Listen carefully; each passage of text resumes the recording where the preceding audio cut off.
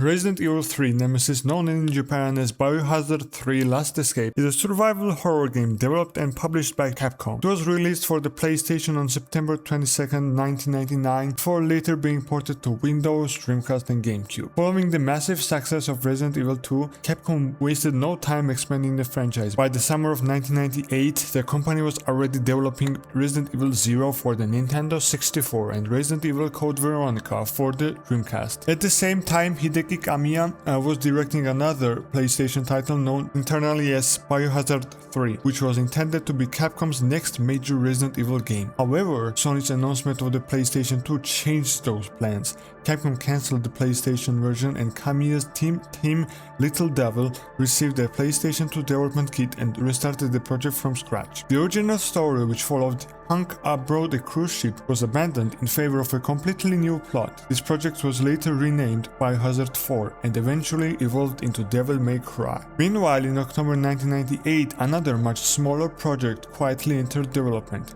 Produced by Shinji Mikami, it carried the working titles Biohazard Gaiden and Biohazard 1.9 2.1. Originally envisioned as a side story to Resident Evil 2, it was being developed by a team of only 20 people. With Resident Evil 2's writer busy on other projects, the story was written in-house. Kazuhiro Aoyama took over as director. Because many veteran artists had left Capcom after Resident Evil 2, the team relied heavily on newly recruited developers. The writer responsible for shaping the story was Yasuhisa Kawamura, a newly hired Capcom scenario writer. Despite having limited experience in game development, he was given the task of expanding the Resident Evil universe and creating the story for what was still considered a smaller spin-off project. Mikami wanted this game to feel very different from previous Resident Evil titles. His vision featured a larger city filled with burning buildings, distant screams and enemies that could appear unexpectedly instead of waiting in scripted locations. The story would unfold during the events of Resident Evil 2, with the protagonist blacking out and later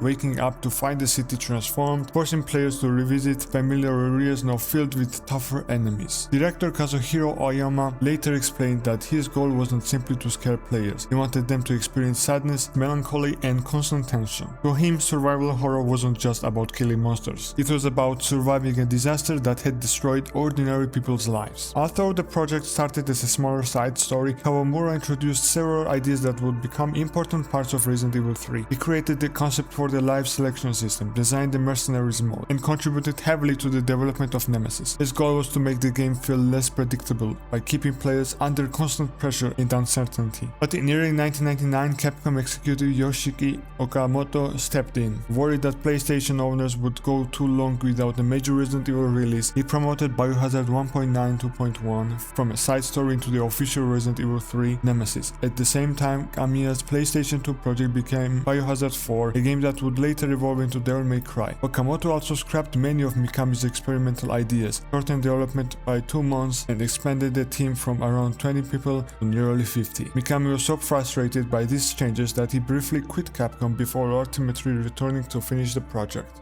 After considering new characters, Shinji Mikami and Kazuhiro Aoyama decided to bring back Jill Valentine as the protagonist, who had previously been considered for Code Veronica before Claire Redfield took her place. Because Flagship was busy with other projects, many ideas were cut during development, including extra storylines and a controversial opening scene where Jill had a nightmare about shooting herself. Despite these changes, Flagship and Kawamura worked closely together to keep the story consistent throughout development. During development, Capcom experimented with several ideas that were ultimately cut from the final game. One concept allowed players to control a zombified Brad Vickers, connecting the game more closely to Resident Evil 2, but the idea was abandoned due to the project's smaller budget. The developers also considered bringing back classic enemies like the Chimera and Neptune from the original Resident Evil, along with a new enemy called the Zombie Wildcat, a mutated big cat that was originally intended to roam Raccoon Park before being replaced by the Hunter Gamma. Another was a zombie horse, a grotesquely mutated horse that would attack by trampling the player. Capcom also designed creatures known as Serious Enemy, the transforming creature, both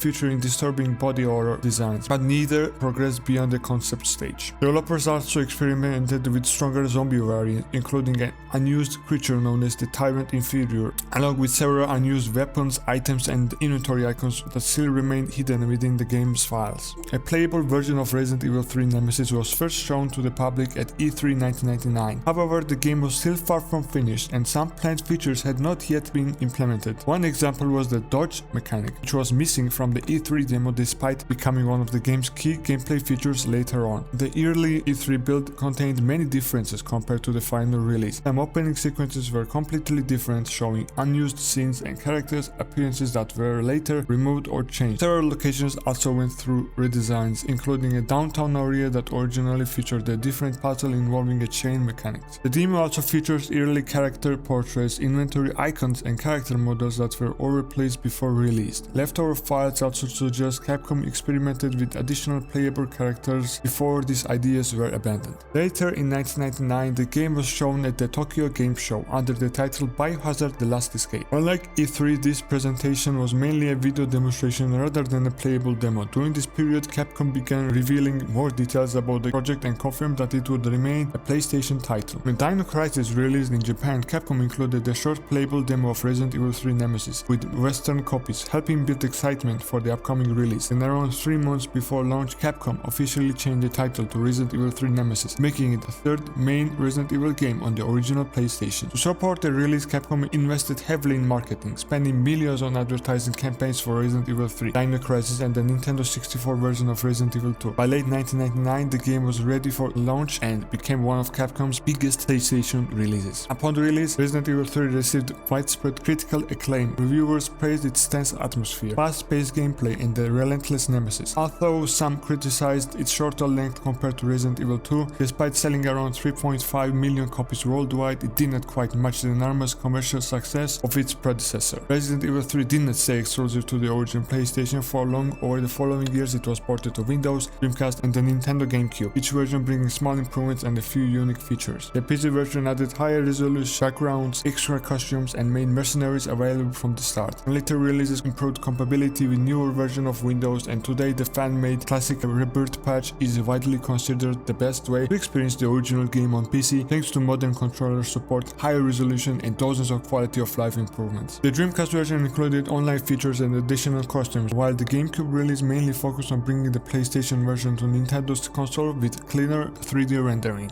Thanks to all these releases and especially the work of the fan community, original Resident Evil 3 remains easy to experience more than 25 years later. If you are planning to play the original Resident Evil 3 on PC today, I highly recommend using the classic Rebirth patch. It fixes compatibility issues on modern Windows versions, improves controller compatibility, and generally makes the game feel much more polished without changing the original experience. If you're enjoying the video so far, please drop a like down below and subscribe to my channel. Unlike Resident Evil 2, which focused heavily on exploring the police station and uncovering the mystery behind the outbreak, Resident Evil 3 takes place in a city already falling apart. From the beginning, the game creates a feeling of chaos with abandoned streets, destroyed buildings, and danger around every corner. According to director Kazuhiro Aoyama, Raccoon City was inspired by underdeveloped American cities, with San Francisco and Boston serving as visual references. The bright main streets contrast with the dark, templed alleyways, helping create the oppressive atmosphere the team wanted. The game offers several modes from the main menu, but for my first playthrough, I decided to stick with the main story. Before starting, you are given two difficulty options, easy and hard. At first, hard mode looked pretty intimidating, so I chose easy instead. But after seeing what easy actually meant in Resident Evil 3, I immediately changed my mind. Right from the start, the game hands you a huge amount of ammunition along with multiple weapons. I genuinely thought I had somehow loaded someone else's save file, but no, that's simply how easy mode is designed. To me, it feels less like an easier difficulty and more like a baby mode. If you're looking for a more action-focused experience where you can blast through zombies without worrying too much about resources, then easy mode is probably the better choice, but that's not the experience I wanted. Resident Evil 3 was designed as a survival horror game where every bullet matters because you never know what's waiting around the next corner. I wanted to experience the game the way its developers intended, so I restarted and switched to hard mode. The game opens with a memorable prologue narrated by Jill Valentine. It all began as an ordinary day in September, an ordinary day in Raccoon City, a city controlled by Umbrella. No one dared to oppose them, and that lack of strength would ultimately lead to their destruction. I suppose they had to suffer the consequences of their actions, but there would be no forgiveness. If only they had had the courage to fight. It's true that once the wheels of justice begin to turn, nothing can stop them. Nothing. It was Raccoon City's last chance, and my last chance. My last escape. The speech immediately sets a darker, more desperate tone than Resident Evil 2, making it clearer that Raccoon City is already beyond safe. It's followed by a CGI opening cinematic showing the city collapsing into chaos. Police officers, civilians, and Umbrella UBS's mercenaries desperately try to hold back the zombie outbreak, but it's obvious they are completely overwhelmed. In my opinion, this cutscene perfectly sells the scale of the disaster. Once the cutscene ends, gameplay throws you straight into the action. Jill is blasted out of building by an explosion and suddenly finds herself surrounded by zombies. There's no lengthy tutorial or safe introduction, you have to react immediately. Playing on hard mode means you don't have much ammunition, so your first instinct is not to kill everyone you see. Instead, you're looking for the quickest escape route while avoiding unnecessary fights. Within the first few minutes, the game teaches one of its biggest lessons. Survival is more important than clearing every room. Jill eventually reaches a warehouse where she meets Dario Rosso, one of the few civilians who managed to survive the outbreak. She urges him to escape with her, but terrified after losing his family, Dario refuses to leave and locks himself inside the storage container. Realizing no rescue is coming, Jill decides she will have to escape Raccoon City on her own. I'm not going to go over every single item, location, or puzzle solution. Instead, I want to focus on the overall experience, how the story progresses, and the gameplay mechanics that make Resident Evil 3 stand out. One of the biggest additions is the ammo crafting system. Throughout the game, you'll find 3 different types of gunpowder, A, B, and C. By combining them in different ways, you can craft ammunition for different weapons. You can even combine up to 3 gunpowders together, allowing you to create larger amounts of ammo or stronger ammunition depending on the recipe. It's a surprisingly simple mechanic, but it adds another layer of resource management. Instead of only worrying about how many bullets you have left, you're also deciding whether to craft ammunition now or save your gunpowder for something more valuable later. It fits perfectly with the game's survival horror design, where every decision can make the next encounter either much easier or much harder. Just like the previous games, save rooms return in Resident Evil 3. You can only save your progress at typewriters, and you will need ink ribbons to do it. Since they are limited, every save becomes a decision. There was one point where I ran out completely and had to survive for almost 20 minutes without being able to save. It definitely made every encounter much more stressful. As I continued through the ruined streets of Raccoon City, I eventually came across a survivor fleeing from a group of zombies.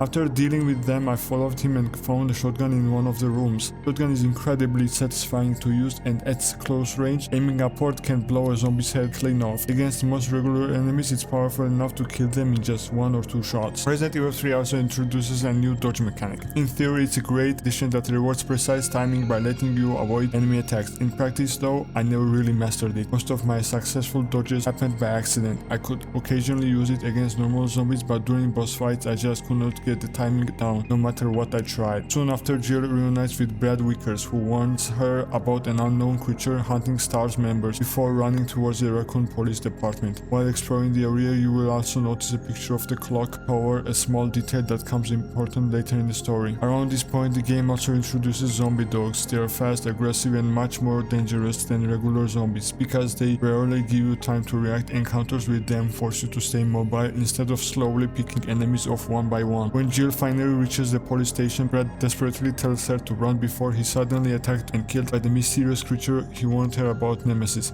The Jill's reaction to this looked kinda weird to me. This is also where Resident Evil 3 introduces one of its most unique mechanics, life selection. At certain moments, the game pauses and gives you 2 choices with only a few seconds to decide. These decisions can change the road you take, the items you receive, or whether you fight Nemesis. Even doing nothing counts as a choice and sometimes leads to a completely different outcome. It adds replay value and makes each playthrough feel slightly different. For my first encounter with Nemesis, I tried fighting him a few times, but I quickly realized I was completely under-equipped with nothing but a handgun and limited ammunition. Bringing him down wasn't realistic, so I chose to run into the police station instead. What immediately surprised me was his weapon. Unlike Mr. X from Resident Evil 2, Nemesis isn't just a giant monster that slowly walks towards you, he carries a rocket launcher. Seeing him fire rockets at me during my first encounter completely caught me off guard, and instantly made him feel like a much bigger threat. Personally, I found Nemesis more intimidating during my playthrough because of how unpredictable he is. Unlike Mr. X from the original Resident Evil 2, Nemesis can sprint, use weapons like a rocket launcher, and attack from a distance. While many players consider the Resident Evil 2 remake Mr. X scarier because he constantly stalks you through the police station, the original Resident Evil 3 Nemesis felt far more aggressive and dangerous to me. The Raccoon Police Department returns from Resident Evil 2, but since Resident Evil 3 takes place before Leon and Claire arrive, it's interesting to see it in a different state. Most of the rooms are inaccessible, though, which raises a strange question. If Leon and Claire have not arrived yet, who barricaded all these doors, and how did they become accessible later? It's clearly a gameplay decision to keep players from revisiting the entire police station, but it does leave a small plot hole. Capcom also made some nice quality of life improvements. Like the previous games, you no longer have to press the action button every time you want to climb a staircase. Jill automatically walks onto the stairs, making movement very much smoother without changing the classic fixed camera gameplay. While searching the STARS office, Jill intercepts an emergency radio transmission and decides to investigate its source. But as soon as she leaves the room, a window suddenly shatters. Hearing that, I knew what it meant. Nemesis had found another way inside.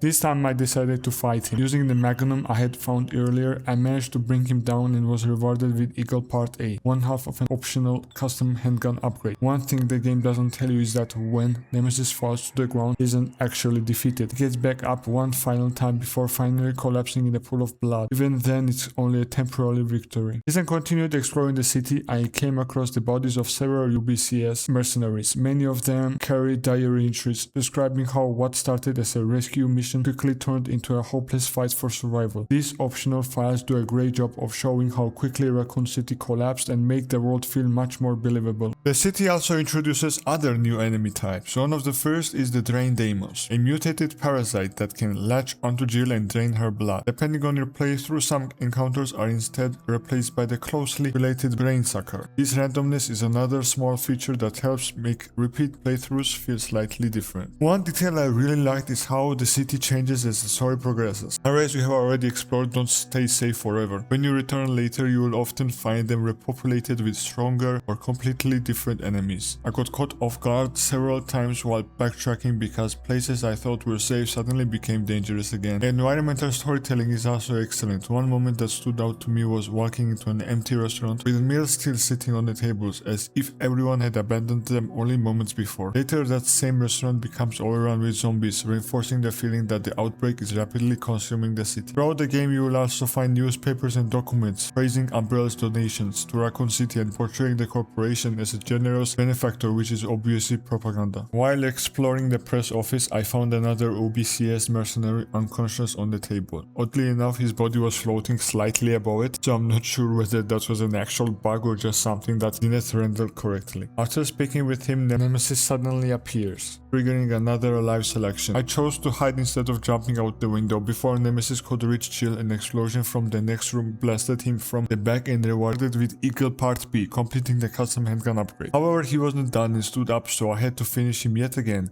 but not for the last time. The mercenary Jill meets is Carlos Oliveira, a member of Umbrella's Biohazard Countermeasure Service, or UBCS. Naturally, Jill doesn't trust him at first. After all, Umbrella is responsible for the disaster destroying Raccoon City. Carlos insists he knows nothing about Umbrella's experiments and claims he was only sent in to rescue civilians. Whether he's telling the truth or not is left for Jill and the players to decide.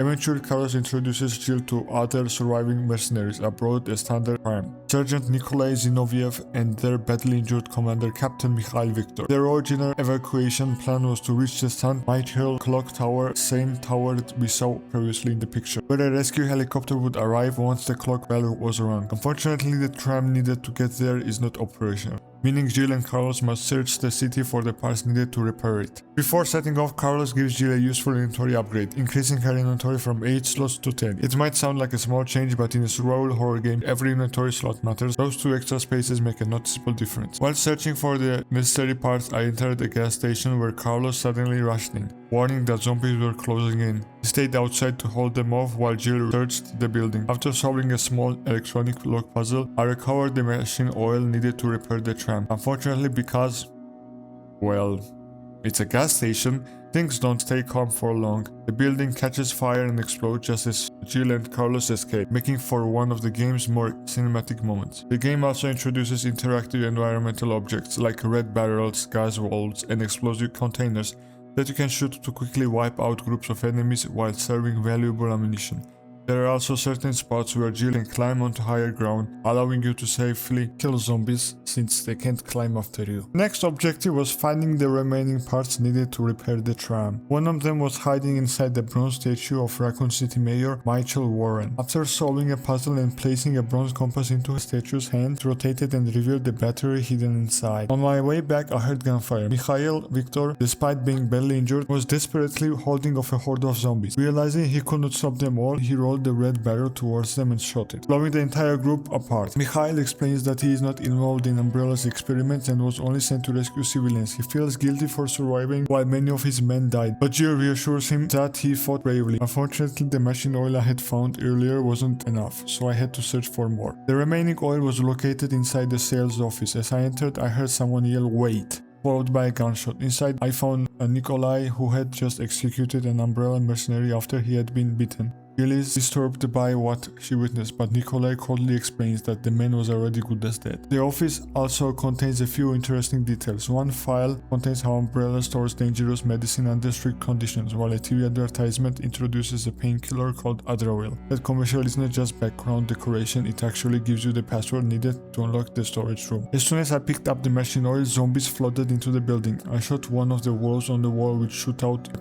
a gas air, which instantly took out several of them before I took care of the others with the shotgun. When I returned to where Nikolai had been standing, both he and the dead mercenary had vanished, leaving only a broken laptop and a pool of blood behind. Not long after leaving the building, Nemesis showed up again. At this point, I had almost no healing items left because I had managed my resources terribly, so my only option was to run. While escaping, I also ran into the infected crows, returning from the previous game. They're easy enough to avoid, but getting surrounded by them can become surprisingly dangerous. Eventually, Nemesis stopped chasing me, but only for a moment. The garage floor suddenly collapsed, triggering another live selection. You can either climb back up while avoiding falling crates or jump into the sewers filled with sliding worms. Since the sewer path is very short and leads back to the same area anyway, climbing out felt like a better option. The final tram part was located inside the power substation, where you restore electricity by solving another puzzle. During this section, I also found one of my favorite weapons in the game, the grenade launcher. It comes with several ammunition types including explosive,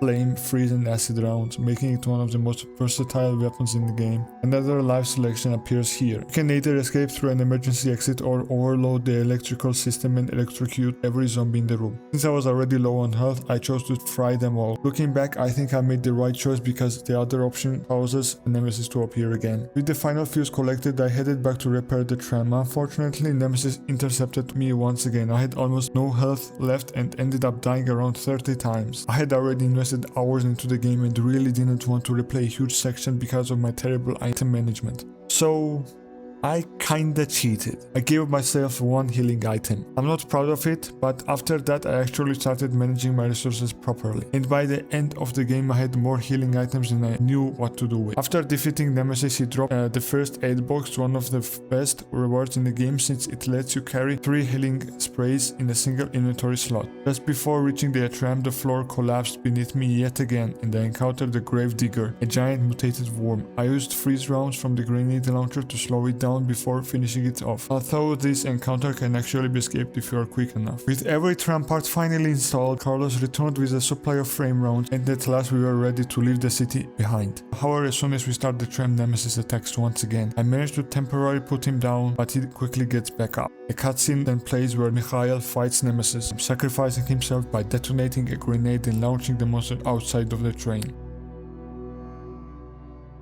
The tram becomes unstable, leaving Jill with 2 choices: jump out of the window or use the emergency brake. I chose the brake, but both choices lead to the same outcome. The difference is that jumping out of the window leads to a fight against Nemesis in first form, while using the emergency brake causes Jill to encounter his second mutation. Luckily, the tram crashes right in front of the clock tower. Inside the clock tower, Jill encounters another mutated creature, giant spider. Those enormous spiders were created after ordinary arachnids were exposed to the leaked T-virus. Their massive size, ability to crawl across walls and ceilings, and sudden attacks make them dangerous enemies. However, players can often detect their presence before seeing them because of the heavy thumping sound they make while moving around. Despite their size, giant spiders are surprisingly fast. Weapons like the shotgun or grenade launcher are effective choices for taking them down quickly. After defeating them, they can also release small spiders. These baby spiders recently hatched from their mother's egg sacs. While they do not deal much damage, they can temporarily stun Jill by jumping onto her, making them more annoying than dangerous. The best way to deal with them is simply to avoid wasting ammunition. Running over them is enough to crush them, creating satisfying splat sound. While exploring the clock tower, Jill can also find the mine thrower, one of the most unique weapons in the game. Unlike traditional firearms, it does not shoot bullets. Instead, it launches mines that attach to enemies and explode when they get close. Its ammunition, mine thrower rounds, is rare, meaning it is best saved for important situations. Although it can be useful for controlling groups of enemies, other weapons in the game are much more powerful. Inside the clock tower, Jill also discovers an important document: Order for UBC's Echo Team. The mission was simple: eliminate the downtown infestation and evacuate the remaining civilians to the clock tower. However, Umbrella's true priority was not saving people. The order specifically instructed soldiers to prioritize employees of Umbrella-affiliated companies. The evacuation plan stated that once the mission was completed, or if the survival became impossible, the team should immediately retreat to the clock tower and ring the bell to signal a waiting helicopter. With our escape plan in place, the goal is simple: ring the clock tower bell and finally leave the Raccoon City behind. However, before that can happen, Jill encounters Nemesis once again. Using the powerful light inside the clock tower, she manages to blind him and push him off the balcony. During the exploration, Jill can also find the Mercenaries pocketbook, which gives us a glimpse into the final moments of Umbrella's UBS's soldiers. September 26th. Only 3 hours have passed since the mission started, but the team has already been reduced to just 2 survivors, myself and Campbell. The number of zombies is far greater than expected. There is no hope left for this city. We have already received the antibody injection, but I do not know if it will work. I do not know if I will survive. September 27th. We managed to reach the clock tower. Out of desperation, we took weapons from wounded soldiers and used surviving civilians as distractions. We were trained to make these decisions on the battlefield, but I never enjoyed doing it. However, a young girl arrived at the clock tower before me. She was one of the survivors, and she reminded me of my sister, who died from starvation. September 28th. I wanted to leave immediately, but the girl's father refused. He said he would not abandon the city where his loved wife was buried. I wanted to save the girl, but Campbell only cared about our survival. That was how I used to think too, but now the clock tower has become dangerous. I do not want to make the same mistakes again. After solving the clock tower puzzles, Jill finally rings the bell and the rescue helicopter arrives. For a moment it seems like everything is finally over. But then...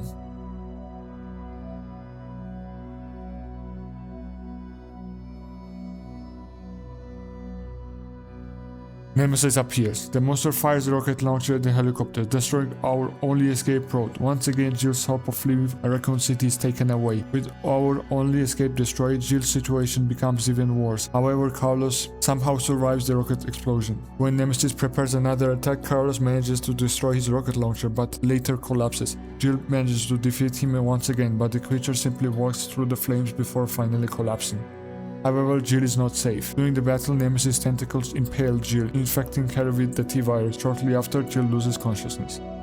Luckily, Carlos wakes up and finds her. He carries Jill to the clock tower chapel, where he keeps her safe while searching for a way to save her. The story then moves forward several days. While Resident Evil 3 begins on September 28th, Resident Evil 2 takes place from September 29th to 30th, and now we are in October 1st. Now the story takes place after Resident Evil 2 story. With Jill infected, Carlos heads to find a vaccine. Interestingly, the hospital was not originally planned to be such a major location. According to the director Kazuhiro Oyama, it was initially only meant to be a place where vaccines were stored. However, after Resident Evil 3 became a mainline entry with a larger budget, developers expanded the hospital into one of the game's most memorable areas. Inside the hospital, Carlos encounters a new enemy, Hunter Beta. Hunter Beta are powerful biological weapons created by Umbrella. Unlike normal hunters, they have claws on all 4 limbs and are capable of jumping several meters through the air. They were sent into Raccoon City for combat testing before mass production. However, these creatures are still imperfect experiments, which explains their disturbing appearance. They have 2 main attacks, a powerful slash aimed at the legs and jumping attack that can cut directly into the victim's upper body, potentially causing instant death through decapitation. At the hospital, Carlos only has access to weapons like assault rifle, but later in the game, stronger weapons such as the grenade launcher make dealing with hunters much easier. While exploring the hospital, Carlos discovers Director's Diary, September 10th. The patients first suffer from gangrene and blood congestion. Slowly their minds begin to deteriorate until nothing remains. At that point, every mercy killing becomes meaningless. They are already dead. This disease is unlike anything I have ever witnessed. Once the patient's mind disappears, they become nothing more than flesh-eating monsters driven by instinct. September 18th. Another patient has been admitted. He's showing the early symptoms of the disease, but I have not been able to sleep for days. I refuse to let these patients become zombies. I'm a doctor. Even if I die, my research may contribute to finding a cure. September 26th. We lost most of the doctors and staff during the battle against the infected patients. Maintaining the hospital is impossible now. I know it is already too late for me. I'm beginning to feel the same hunger and desire that my patients experienced. While searching for the vaccine, Carlos discovers another Umbrella experiment, Hunter Gamma. Hunter Gammas are another variation of the Hunter series, designed specifically for aquatic environments. They were being researched in the hospital basement but were considered unsuccessful experiments. Unlike Hunter Betas, they are weaker and less durable. However, they can jump much farther and attack from unexpected angles. A few shotgun blasts are usually enough to take them down. After collecting the necessary materials, Carlos creates a vaccine using Umbrella's equipment and samples. However, while Carlos was working, Nikolai continued his own mission. He had planted the C4 explosive in the hospital. Carlos manages to escape before the building is destroyed. Before Carlos can inject Jill with the vaccine, Nemesis returns once again, smashing through the ceiling. Nemesis undergoes another mutation, Nemesis' second form. After losing his protective armor and limiter, Nemesis' body begins to mutate. His tentacles become larger, faster, and much more dangerous. He can now use them as weapons, whipping and slashing at Jill from a distance, or even grabbing her with them and pulling her closer before attacking. This new form makes Nemesis far more aggressive and unpredictable. Carlos finally defeats him long enough to administer the vaccine. Carlos then reveals that Nikolai is still alive and says he has unfinished business with him before leaving Jill behind. When Jill wakes up, Nemesis is waiting once again. Instead of fighting him, I decided to run, leading us into Raccoon Park. There, Jill discovers the body of another Umbrella mercenary holding an important document, which reveals that Umbrella's true intentions. The OBCS was never sent purely to rescue civilians. They were there to collect data, study the outbreak, and destroy evidence. In the cemetery area of Raccoon Park, Jill encounters something unusual, zombies emerging from graves. However, they were not actually resurrected from the dead. The explanation is that bodies buried underground were infected with the T-virus and later reanimated, creating another method for the infection to spread. Jill discovers a hidden facility in the cemetery, which was being used as a base by Umbrella's supervisors. She also discovers the supervisor's report, which reveals Umbrella's plans to destroy Raccoon City with a missile strike because they could no longer control the situation. The report explains how the T-virus creates incredibly durable creatures, and how Umbrella was studying the possibility of using infected soldiers as biological weapons. After Jill receives a radio transmission stating that the mission has been terminated and all survivors must return to base. However, before she can leave, Nikolai reveals himself and attempts to kill her. Fortunately, a massive underground creature interrupts this confrontation, forcing Nikolai to escape. This creature is the Gravedigger, a giant mutated worm created by the T-virus, which we already fought previously. After defeating it, Jill discovers a path leading to Umbrella's dead factory, a hidden waste disposal facility where the company processed biological experiments. Jill reunites with Carlos, and together they discover one final way out of Raccoon City, a helipad with a rescue helicopter waiting for them. Before reaching it, they must make their way through Umbrella's dead factory, a hidden waste disposal facility where failed BOV experiments and infected bodies are destroyed. Inside, we find the manager's diary. The diary follows the factory manager over several months, beginning with his excitement about being transferred to the facility. As time passes, his entries become increasingly hopeless. He describes the disposal system struggling to keep up with the growing number of infected corpses, the virus mutating faster than expected, and workers becoming infected one by one. His final entry ends with him carrying a gun, saving a single bullet for himself rather than facing infection. The security manual reveals Umbrella's complete disregard for human life. If civilians entered the factory, guards were ordered to either shoot them on sight or capture them alive so they could be used as experimental test subjects. Meanwhile, the incinerator manual explains how the facility's disposal system works, introducing a massive industrial incinerator and its backup power system, which later becomes part of one of the game's final puzzles. While exploring the factory, I run into Nikolai once again. He attempts to kill Jill, but before he can do that, Nemesis suddenly appears. A massive tentacle bursts through the ceiling and impales Nikolai, killing him. Not long after, Jill accidentally enters the voice processing room and becomes trapped with Nemesis. With only 5 minutes to escape, we are forced into another boss fight. This battle is unique because instead of relying entirely on our weapons, we can use the environment itself. By activating walls around the room, highly corrosive chemicals pour onto Nemesis, slowly melting away his body. Watching his flesh dissolve is honestly disturbing. First one of his arms falls off, then even his head separates from his body, yet he still keeps attacking. It completely caught me off guard the first time, and because of that I died. One final blast of the corrosive chemicals finally brings Nemesis down. As his body collapses, Jill conveniently finds a keycard on the body of a dead factory worker, allowing her to escape before Nemesis' remains fall into a pit of corrosive acid.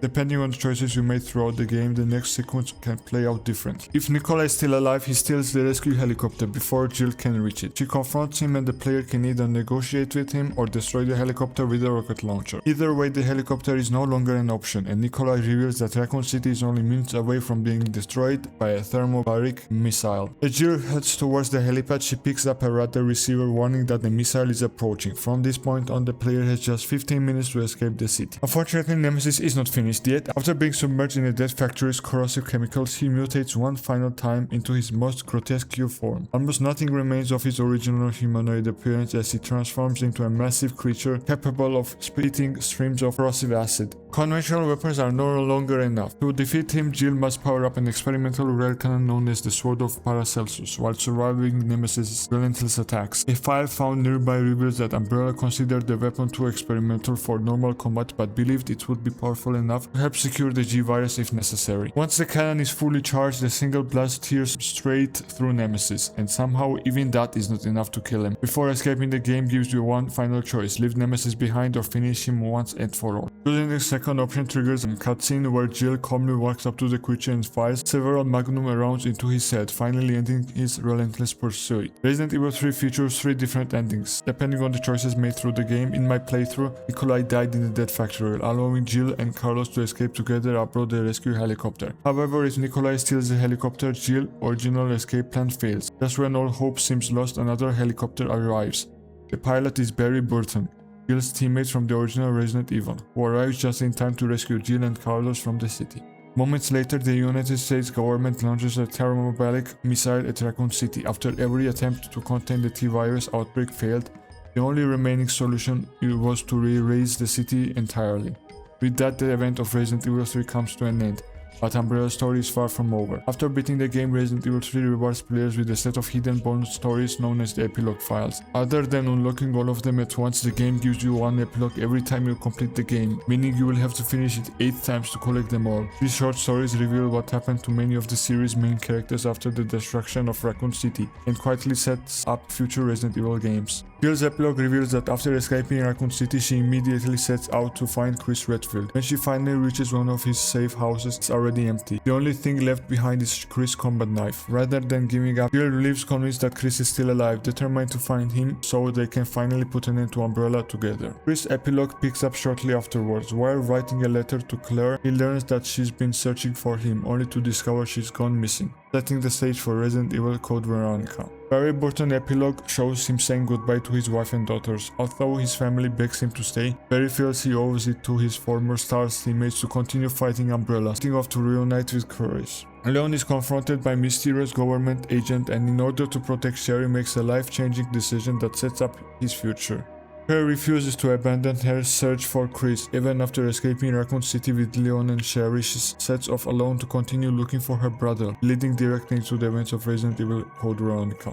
Sherry's epilogue reveals she's taken into government custody after losing both of her parents. Despite everything she's been through, she still believes Claire will come back for her one day. Ada's epilogue reveals something fans did not know at the time, that Ada Wong is not even her real name. Leaving her old identity behind, she prepares for yet another mission under a new alias. Hank's epilogue shows the legendary operative escaping once again. As the helicopter pilot sarcastically remarks that only Mr. Death ever survives, Hank silently smiles to himself, believing that Death himself cannot die. These epilogues may only last a few paragraphs each, but together they bridge the gap between Resident Evil 2, Resident Evil 3, and several future entries in the series. Resident Evil 3 hides one more secret that even many longtime fans have missed. Unlike most bonus, this one is not obtained by beating the game or finishing it on a higher difficulty. Instead, you have to collect every single file, diary, and photograph scattered throughout the game, and you have to pick them up in a very specific order. Miss even one file or collect them in the wrong sequence and you will never unlock it. If you do everything correctly, the game's normal game instruction A file is replaced with a secret document called Jill's Diary. The diary takes place during the week between the original Resident Evil and Resident Evil 3, giving us a real look at Jill's thoughts after surviving the Spencer Mansion incident. She writes that although her physical wounds have healed, the nightmares have not. Every time she closes her eyes, she remembers zombies devouring people and the deaths of her STARS teammates. It's clear that the Mansion incident left psychological scars that never truly healed. The diary also gives us a glimpse at Chris Redfield before the events of Code Veronica. Jill notices he's becoming distant and unusually aggressive. Later, Chris secretly shows her documents about the mysterious G-virus and tells her that the nightmare still continues, revealing that he's been investigating Umbrella on his own. In the final entry, Chris leaves for Europe. Barry prepares to follow him after sending his family to Canada, and Jill decides to stay behind in Raccoon City because she believes Umbrella's research there is the key to exposing the company. Before